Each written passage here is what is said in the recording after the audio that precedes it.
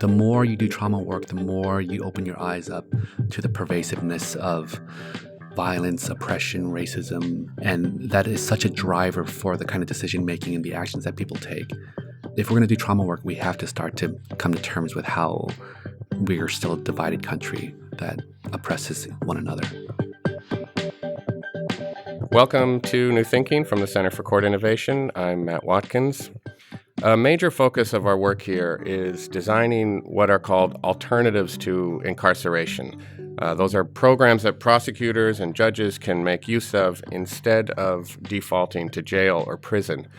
One of those alternatives you hear a lot about is treatment or therapy, using the moment when someone is caught up in the justice system to try and solve some of the problems that may have gotten them there. But we don't hear much about what that treatment looks like, how effective it is, and what the challenges are to conducting it in what is frankly the coercive context of the criminal justice system. So to cast some light on these questions from, I hope, a range of angles, I have two guests in studio today. Dr. Deborah Koetzle is an associate professor at John Jay College of Criminal Justice and the co-author of an important book in this field called What Works and Doesn't in Reducing Recidivism. And Dr. Jacob Hamm is a clinical psychologist, assistant professor of psychiatry, and the director of the Center for Child Trauma and Resilience at the Icahn School of Medicine at New York City's Mount Sinai. Deborah, Jacob, thanks so much to both you guys for joining me today. Thank you. Thank you. Jacob, you're here in part because of the work you've done with young people in our justice programs and to talk about what's called trauma-informed therapy, and that's a concept that I hope we're going to get into a little bit more. But you've also told me that you're uncomfortable being turned to as some kind of expert, and so I just wonder if you could talk a little bit about that reticence, if that's the word, and it also seems like it's a reticence that informs the kind of work that you do in this field, in fact. Yeah, I feel like I need to give a qualifier before I say anything declarative because at heart, I think that I am like as close to the work as possible. I do still do a lot of clinical work. And to be honest with you, I'm more an artist and a monastic than a scientist. So the heart is in really like the work itself. But at the same time, I can get away with learning stuff and sounding like I've metabolized what I've learned. But I always put it aside whenever I'm actually doing the work. I'm constantly struggling with feeling like I don't know anything because the work is just so vibrant and uncertain when you're in the muck of it. But then when you pull out and you see what other people know, then I'm like, wait a minute, I actually do know something. That's the tension that I'm constantly living with, I think. I mean, if we could tentatively plant a flag right now, what would you say you do know of that something?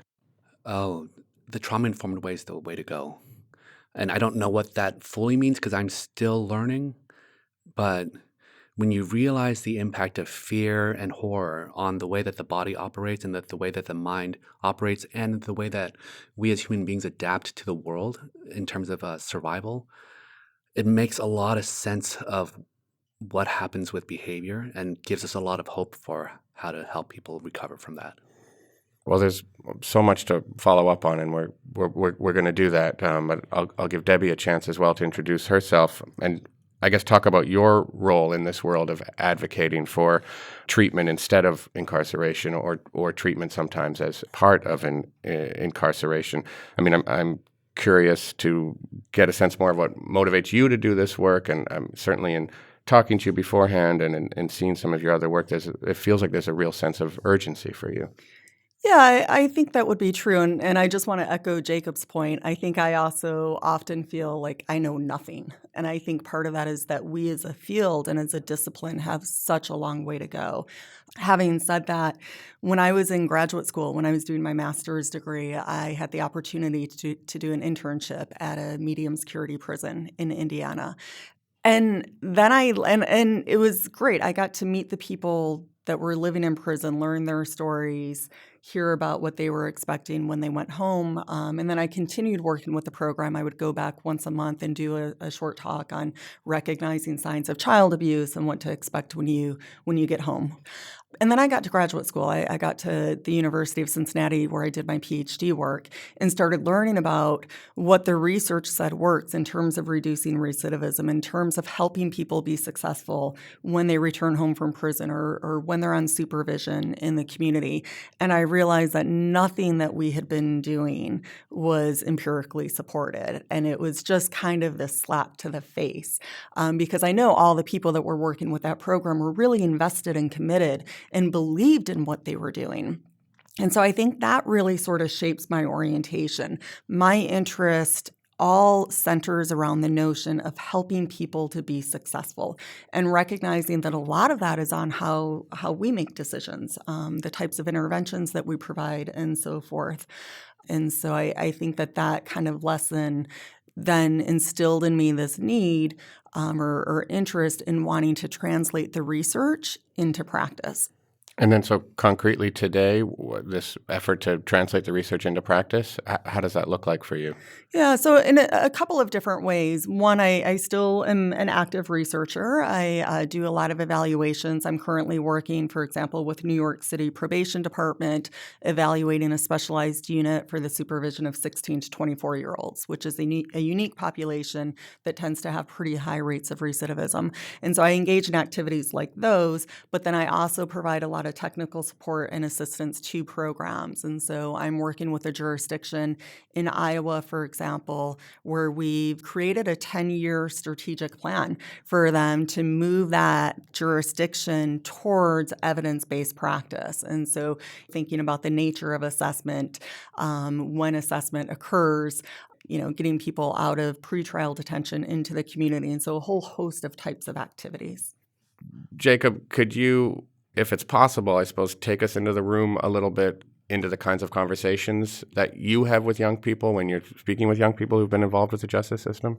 Yeah, I think I'm actually really glad that we're paired together because you come from what the evidence is showing us and guiding that, and I come from okay, I'm in front of a kid, and what's working, what applies, and what is no one talking about.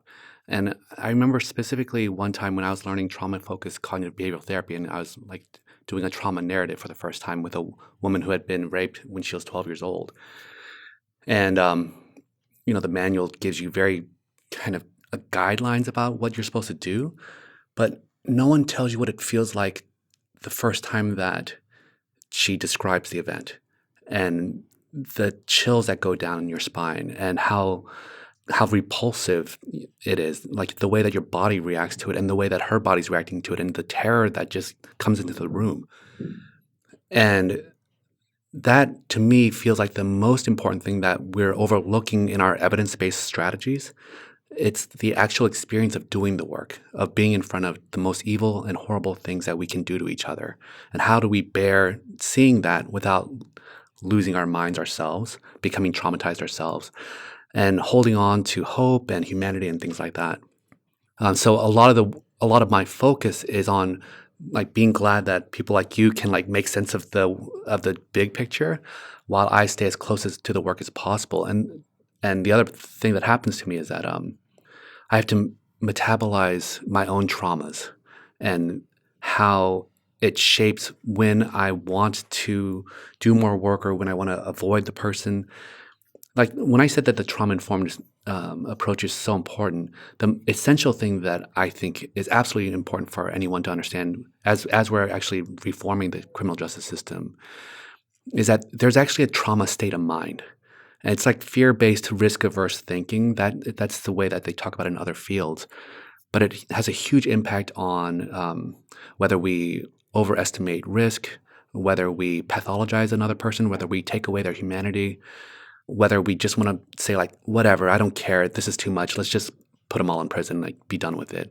That energy is a trauma state of mind. And I spend all my time figuring out how to stay in the other state of mind. And other people call it various things, but I think the thing that makes sense to me is the best self versus the stressed self. and just cultivating the capacity to stay in that state, even if my stressed self keeps rising up at the same time. Why is the trauma approach so particularly important when we're talking about people involved in the justice system? Geez, this is a huge one, and I don't have the statistics in front of me. I don't need statistics. I mean, just your experience. Everyone's been. It's a apocalypse of trauma. The more you do trauma work, the more you open your eyes up to the pervasiveness of violence, oppression, racism, all the things that deprive people of the basic human needs that we generally take for granted. And that is such a driver for the kind of decision making and the actions that people take. Yeah, if we're gonna do trauma work, we have to start to come to terms with how we are still a divided country that oppresses one another. And Debbie, I'm just wondering what your reaction is to this idea of there are things that we can't capture so well in data, which I'm sure is not a new thought to you, but how that informs the kind of empirical work that takes place in this field. Yeah, absolutely. And I think in some ways this goes back to my earlier comment that I also feel like we have a lot to learn. Our best approaches reduce recidivism 35-40%. And that's significant and that's huge and that's meaningful. It's a lot of lives. It's a lot of lives and it's a lot of communities and people being impacted. But it's only 35 to 40%. And, some of our models like drug courts, for example, which I've done a lot of work on, they're held as a huge success.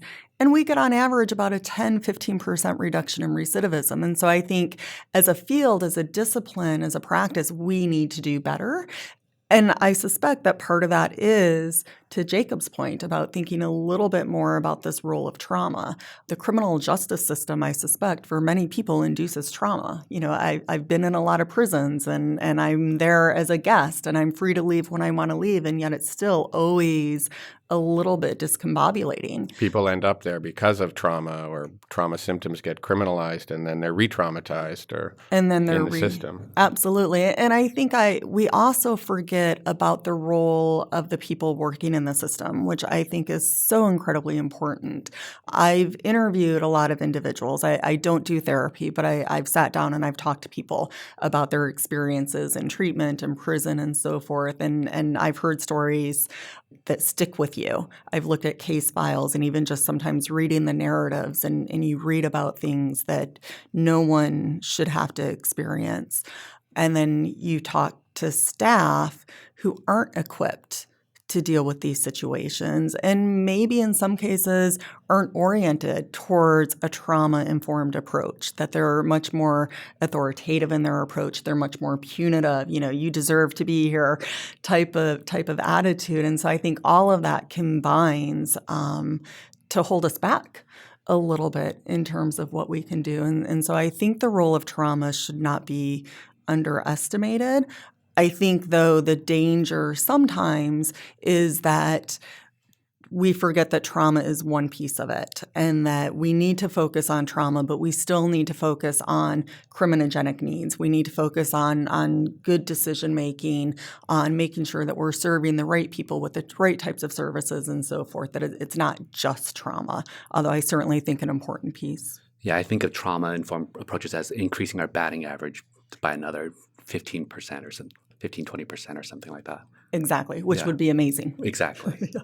Right, these small incremental victories that we need to just keep adding up. Well, it sounded, Debbie, like you were beginning without saying the name to describe what's called cognitive behavioral therapy, which is another major school of thought here of a kind of treatment that can be used outside the criminal justice system, but is often used within the system as well. So, Jacob has talked a little bit about his trauma work. Do you want to then explain just the main components of cognitive behavioral therapy, or CBT? Sure. A good program really ultimately is going to help someone identify those situations, those places, those people, those things that are likely to lead them to trouble again. And so a good cognitive behavioral program then really has two components. And part of that is focusing on the thinking, helping people to identify their thoughts that might lead them to trouble or start to kind of lead them down this path that then ultimately ultimately gets them into trouble. So we would call that risky thinking or criminal thinking, or some people would talk about thinking errors, for example, where we start to justify and rationalize our behavior.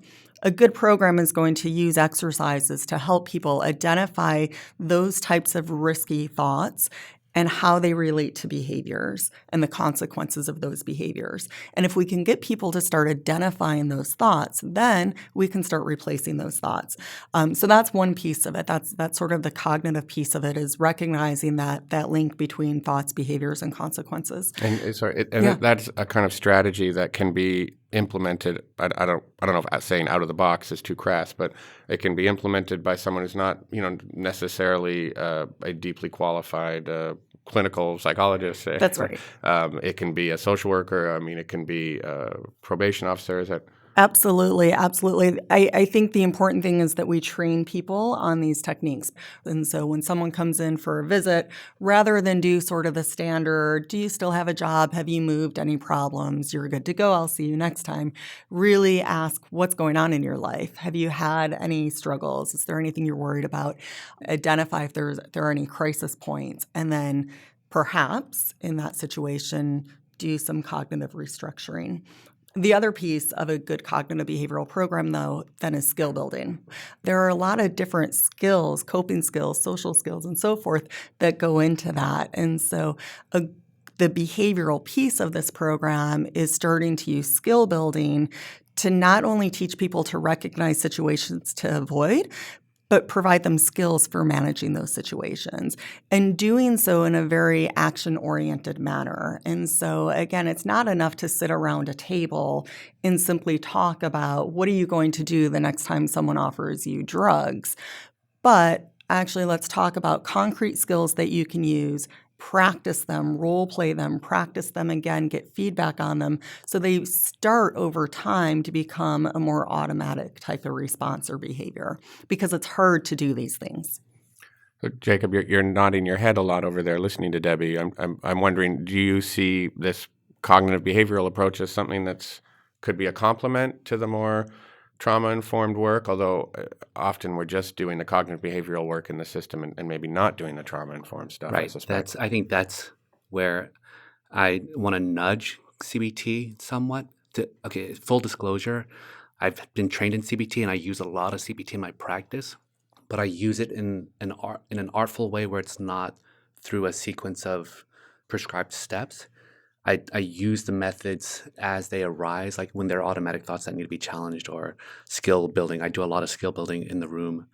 But I was part of a research study where we taught people how to negotiate relationship ruptures. And this is very much along with the line of a trauma-informed approach, because what I've learned is that when you are in a stressed out state of mind, you can't think rationally. You can't think through consequences, and you don't care. I have a man in my practice who's an incredibly highly successful surgeon. His daughter was killed by a drunk driver. And he said, if that guy ever comes out and if I ever see him, I'm going to kill him. And he knows the consequences. This is a guy with, he should have a good brain that can think things through. But the emotional drive that is underneath that is a thing that CBT kind of says, it kind of tries to make people reason out their emotions, when the emotions are like a weird thing that I still have no control over, but I think the work is in some kind of relational holding.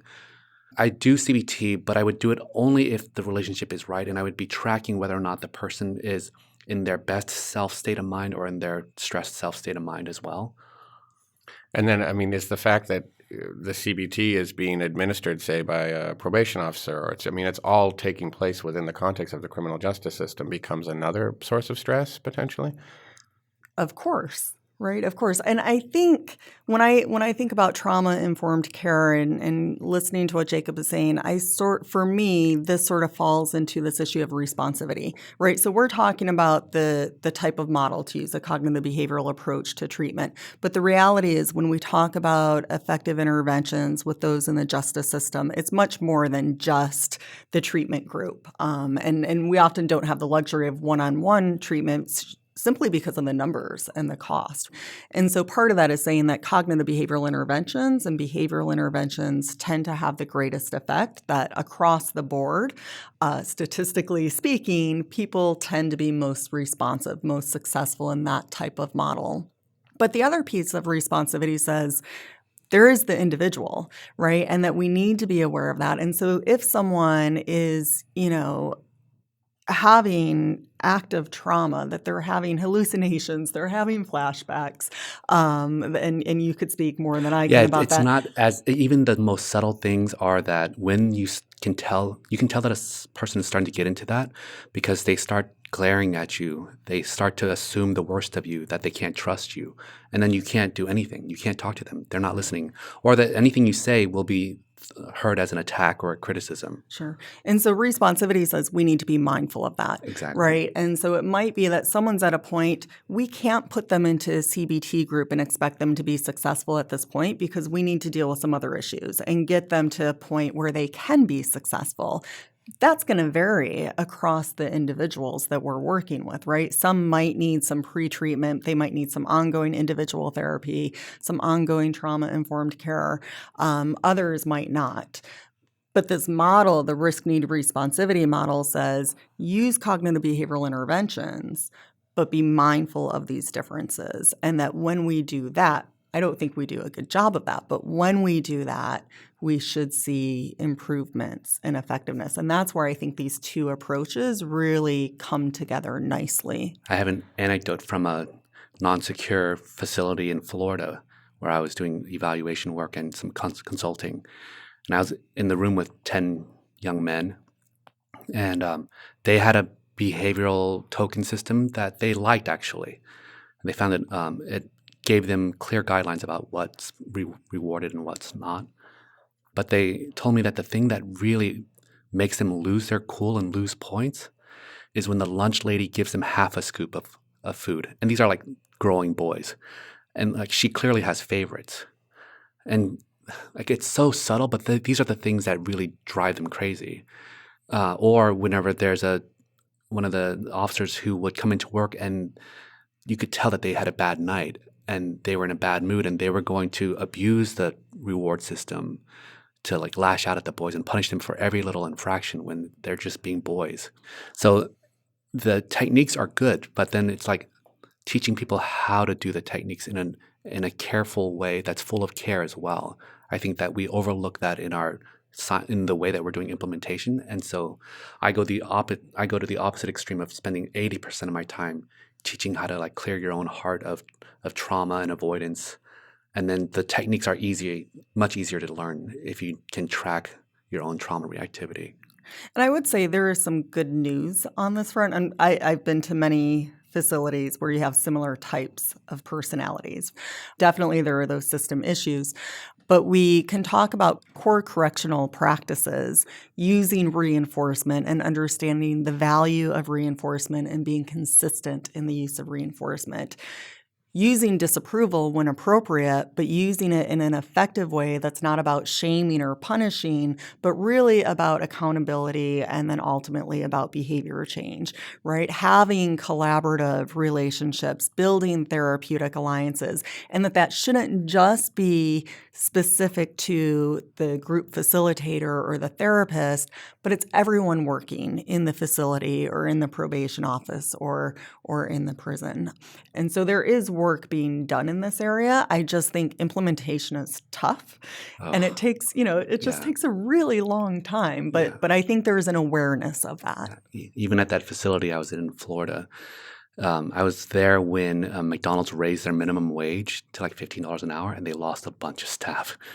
Right. That just seems like what keeps occurring to me in this listening to this conversation, that how are we going to get to a world of a criminal justice world where you have people with the kind of training and the sensitivity of, say, a Jacob over here administering this treatment? That just seems like such an immense challenge.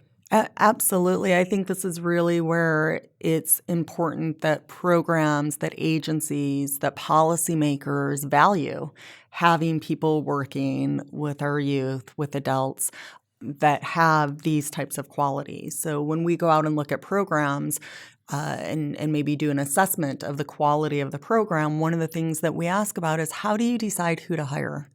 And is it that you're hiring people that are going to show up to work every day on time and they get along with others?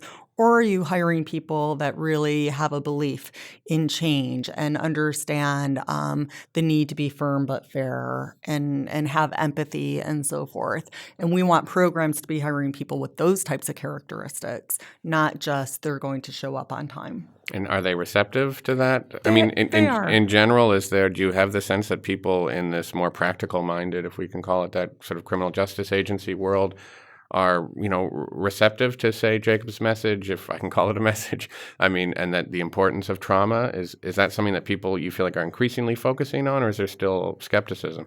I think there's an increasing focus. I'm not sure that we always talk about it as trauma.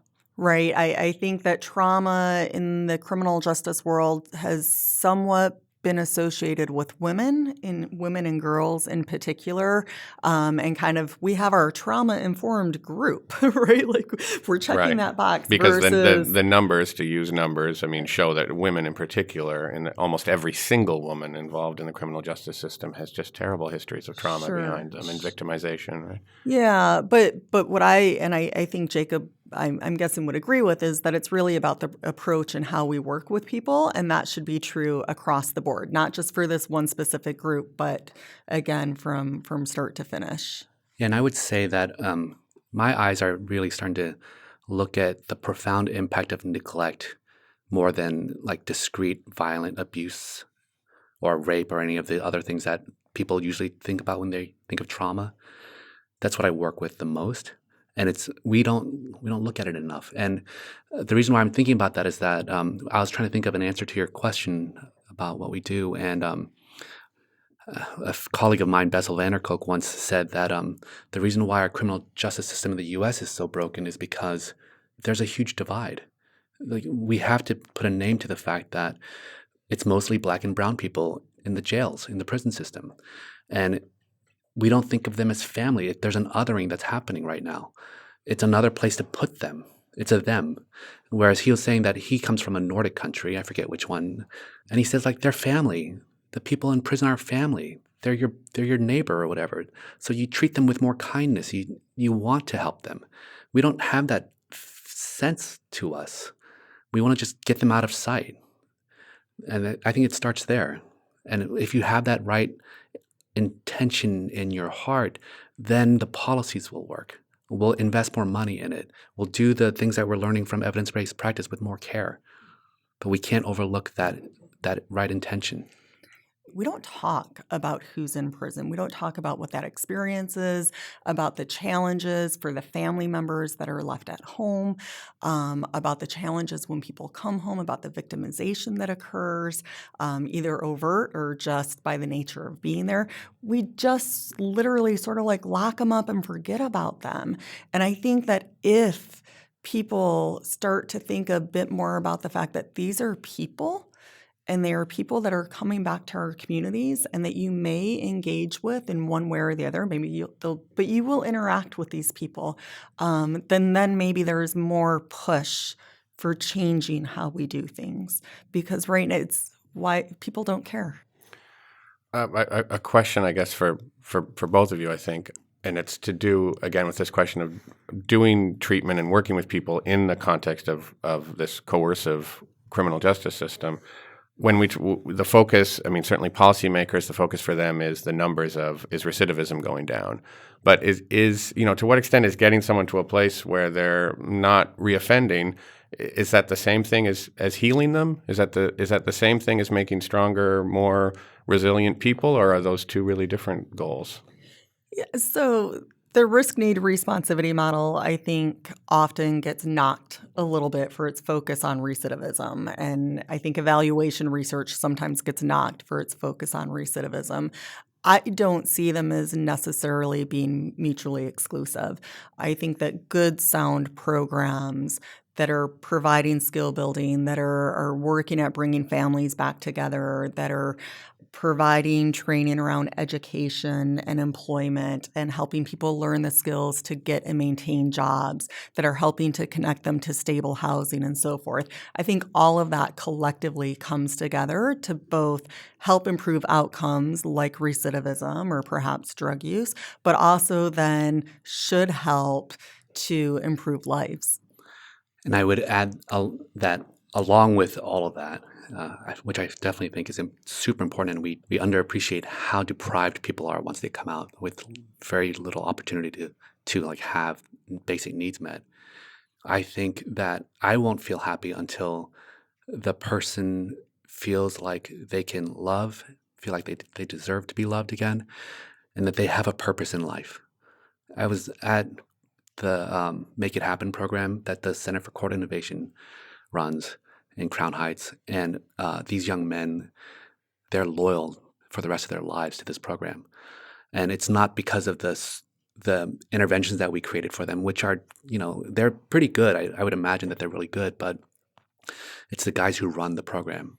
Yeah, they're amazing people. Yeah, the young men are like, they want me to do something, I'll do it. They want me to run through a wall, I'll do it. They're like father figures to them because they take care of them in the small ways that no one else has ever done. And I was talking to this group that has devoted themselves to becoming champions to help other young men. And some of them said, yeah, I'll admit it. I came here because I had nothing else to do over the summer and I wanted some money. But then when they realized that their voice now has power and they learned something, like they were telling me that a cop came and taught them about how to interact with a cop. And it was such useful information that they started to just, as they're walking down the street, they would just talk to random guys who are doing things that cops would find suspicious and say like, yo, you got to stop doing that because cops will think you're selling drugs if you're just like playing dice in the alley. And they felt like so emboldened and empowered.